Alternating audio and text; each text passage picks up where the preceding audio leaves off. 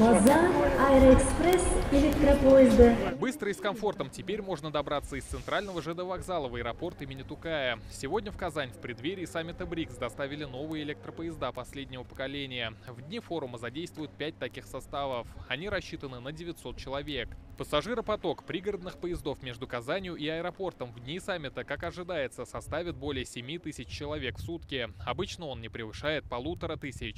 У нас дополнительно к 20 регулярным маршрутам от 5 до 50 дополнительных поездов в сутки будет ходить по маршруту Казань-аэропорт. Там есть точки доступа Wi-Fi, поезд полностью современен. В рамках подготовки к саммиту частично обновили и здание вокзала. Во-первых, мы оборудовали зал для маломобильных групп населения, который отвечает сегодня всем требованиям, и подготовили зал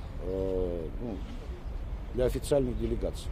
Именно железной дорогой для поездки из Казани в аэропорт и обратно советуют пользоваться в дни саммита городские власти. Такси может быть недоступно. В преддверии БРИКС претерпела изменения и главная воздушная гавань республики. В аэропорту Казани завершили строительство нового перрона, рассчитанного на 33 широкофюзеляжных самолета. До этого он мог поставить на стоянку только 12 лайнеров. Таким образом, теперь воздушные суда иностранных делегатов не придется отгонять в другие города. Именно аэропорт примет как минимум 24 правительственных борта. Отсюда удобно добраться до Казань-Экспо. Сегодня в одном из павильонов заработал центр аккредитации.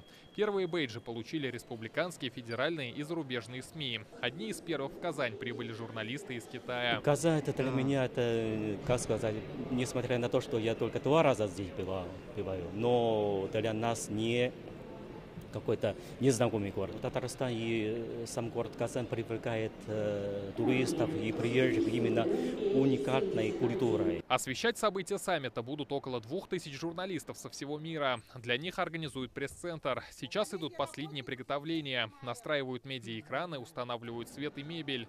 Такая же работа идет в залах для пресс-конференций и переговорных. Огромный пул переводчиков задействован для обеспечения мероприятий. Это 6 основных языков, это 16 языков в сумме на встречи с приглашенными государствами, поэтому, безусловно, мероприятие будет беспрецедентным. Этот особняк строился с разрешения Николая I. Первый за 19 лет капремонт провели в ратуше. Здесь пройдут главные события саммита 22 октября. Здание 1854 года обновляли к тысячелетию города. Одной из самых кропотливых задач была чистка люстр в колонном зале. На мытье одной нужно было 5 рабочих и несколько часов.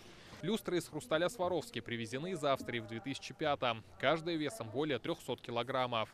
Как отметил Ильсур Медшин, Казань готова к проведению БРИКС. Говорят, большая волна поднимает все лодки, в том числе и большие, и маленькие, так и подготовка к такому ответственнейшему мероприятию, как саммит БРИКС. Он позволил нам много вопросов по городу порешать. И мы искренне благодарны за то доверие, которое нам оказано.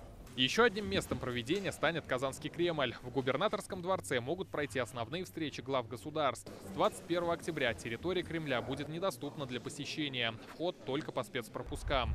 Первые высокие гости начнут прибывать уже на этой неделе. Ожидается визит больше 20 тысяч делегатов. Обсуждение строительства нового миропорядка начнется 22 октября. Рамиль Галиуллин, Адель Мендубаев, ТНВ, Казань.